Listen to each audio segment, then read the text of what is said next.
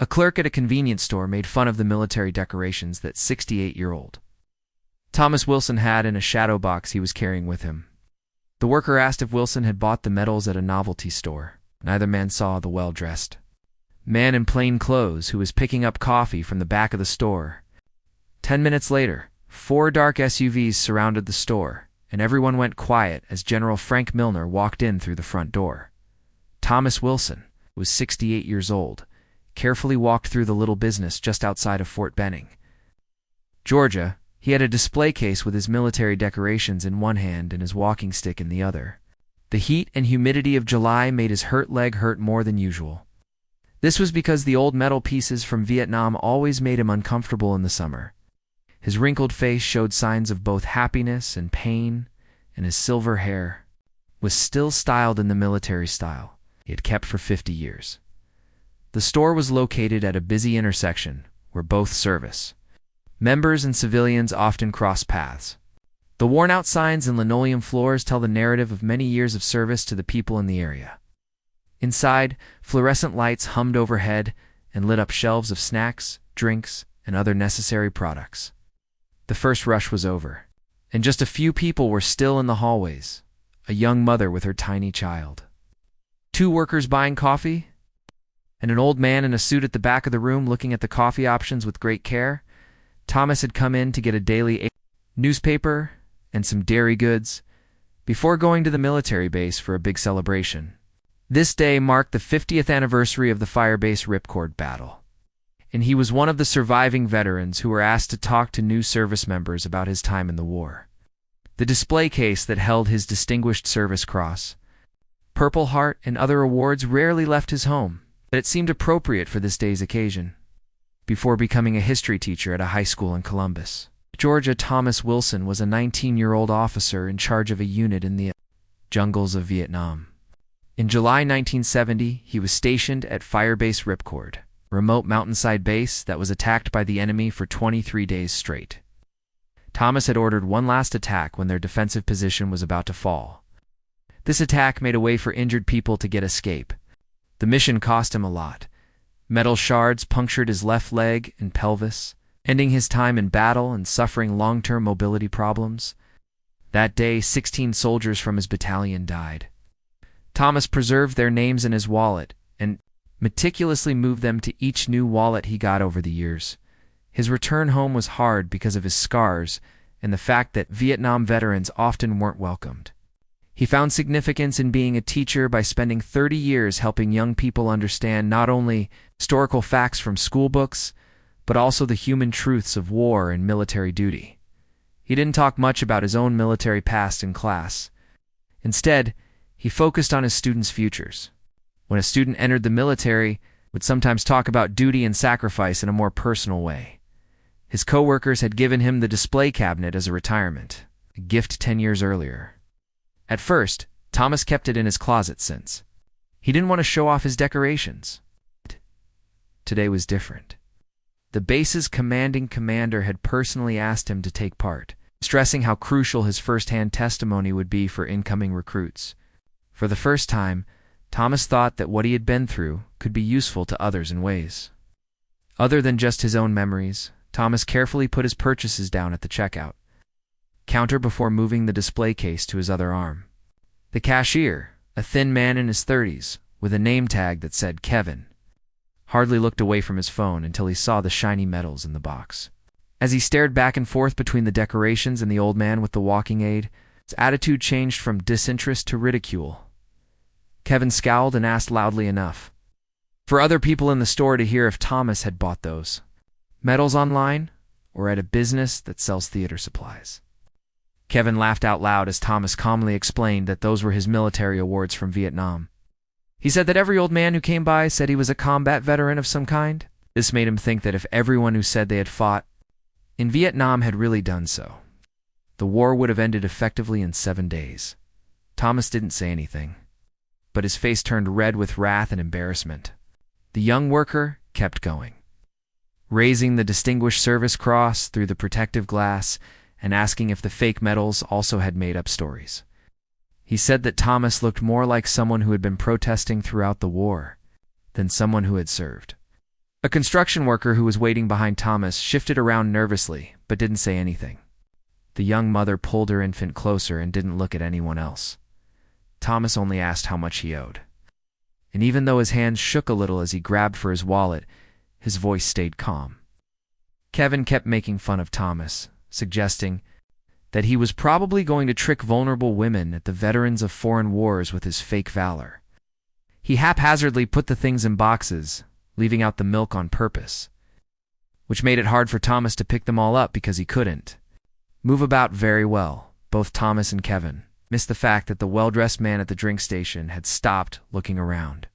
General Frank Milner, the 4-star head of the U.S. Army Training and Doctrine Command, was at Fort Benning for the same ceremony that Thomas was going to. He heard all that was spoken. He didn't change his look as he picked up his phone and wrote a fast text. Thomas carefully put the display case on the front passenger seat of his car and held the steering wheel tightly. He focused on his breathing, and his knuckles turned white as he fought against feelings he thought he had beaten years ago, had never fully healed. He thought about his warriors, especially Rodriguez, who had died while covering their retreat, and Chen, who had taken Thomas to the evacuation spot even though he was hurt himself. What would they think of a world where someone who had never had to be responsible for other people's lives thought their sacrifice was funny? In 2 hours, the ceremony would start. Thomas thought about going home instead and put the display case back in the closet, where it had been for years without being touched. The commander might have been wrong.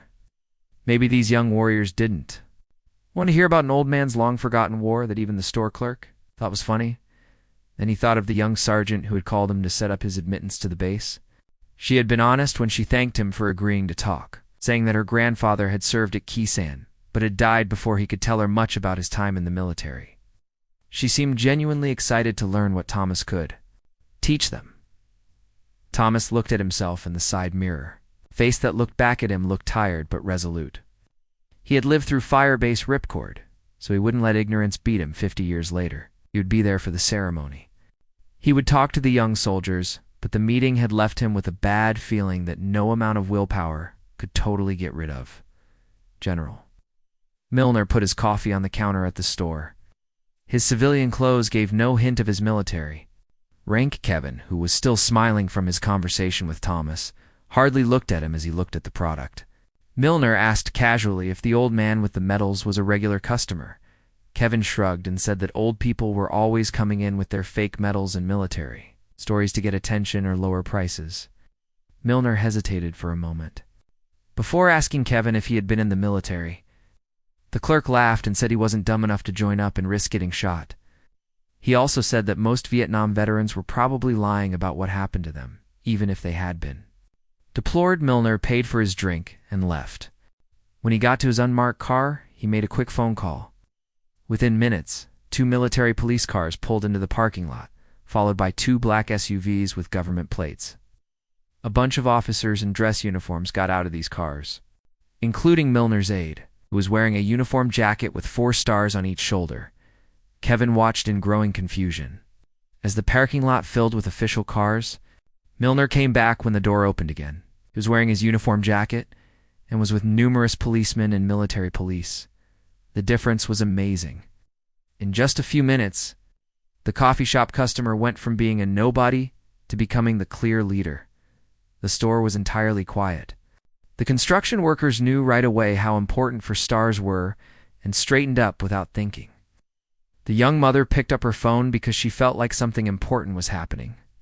Kevin stood still behind the counter, his face losing color as Milner got closer. The general asked the store manager in a voice that sounded like it was used to giving instructions. When Kevin stammered that the manager was in the back office, someone was sent to find him. Milner then turned his whole attention to Kevin and asked him to repeat what he had said about Vietnam veterans and their military decorations to make sure he understood. Kevin lost his confidence as he tried to talk. The manager came out from the back and was upset to see that soldiers were in his store. Milner addressed himself in a formal way. His voice seemed professional, but there was an underlying strength. That made the manager look nervous. General Milner stood at attention, and the small convenient shop felt like a Pentagon meeting room because he was there. He used careful words to tell the management exactly what had happened only a few minutes before. He told Thomas Wilson what the clerk had said without going into detail. And the way he told it made the sentiment sound even more cruel. Then came the shocking news that left everyone in the room speechless. Milner said that the veteran Kevin made fun of was not just any old soldier, but Lieutenant Thomas Wilson, who saved 37 American lives at Firebase Ripcord. President Nixon gave the Distinguished Service Cross that was on display in the exhibit. That afternoon, Wilson was supposed to be an honored guest at a ceremony when 300 new troops would learn about the values of the U.S. Army. The manager tried to apologize a lot, but Milner told him to stop. He wasn't there to say sorry. He went on to say that Fort Benning was home to more than 120,000 military men and their families. He was in charge of setting the moral tone for American forces as the new training and doctrine commander. He wouldn't let businesses that were rude to veterans make money off of military support. He was saying that all military people were not allowed to enter the establishment. It was immediately in force. The military police were already putting up signs in the parking lot. His staff will also let the local veterans groups know, which represented thousands of retirees in the Columbus area. Kevin, who was suddenly pale and sweating, tried to say that he was just joking. Milner turned to him, and his voice was weaker, but somehow stronger. He wondered if Kevin thought the soldiers who perished at Firebase Ripcord, whose names were on a memorial that Kevin probably passed without noticing, would think his jokes funny. Did the moms who got ceremonial flags instead of their boys think that their kids' deaths were good material for morning entertainment? Then the general took a folder that his assistant had given him. He took out a picture of a much younger Thomas Wilson in a hospital bed getting the Distinguished Service Cross. He was saluting from his bed, even though his leg was heavily wrapped. Milner put the picture on the counter, which made it seem like Kevin would want to compare this written history with what he thought he knew about bought medals and fake heroes. The manager fired Kevin right away since he knew it would be bad for his business. Milner, on the other hand, made it clear that the store's position would not alter just because of that. Once trust was broken, it took more than quick fixes to fix it. The business would stay closed for at least 6 months, unless they could show that they were treating the military community they relied on with more respect. News spread quickly via Fort Benning and Columbus. By the afternoon, local TV crews had gathered outside the convenience shop, where the signs that said off limits to military personnel by order of commanding general were clearly visible. The store, which usually had hundreds of military clients, every day was almost empty. Before he even started to speak during the ceremony on base, Thomas Wilson got a standing ovation. General Milner called to say he was sorry for what happened that morning. Thomas told him that he didn't need to apologize, but the general insisted on giving Thomas a car to take him to the base. This is usually only done for visiting officials. Thomas talked to the soldiers who had come, not about honors or bravery, but about how they should take care of one another. He never brought up what happened in the store. There was no doubt about the truth of his story because of how sure he sounded when he talked about the bravery of the guys he had served with. 3 days later, the proprietor of the convenience shop, who ran the franchise from another state, flew in himself. He met with General Milner and brought a full proposal. The store would close so that it could be fixed up and the workers could be trained again. When it reopened, it would have a wall of honor with pictures of local veterans on it. All employees would learn about military service and why military awards are important. The owner promised that half of his personnel will be veterans from now on.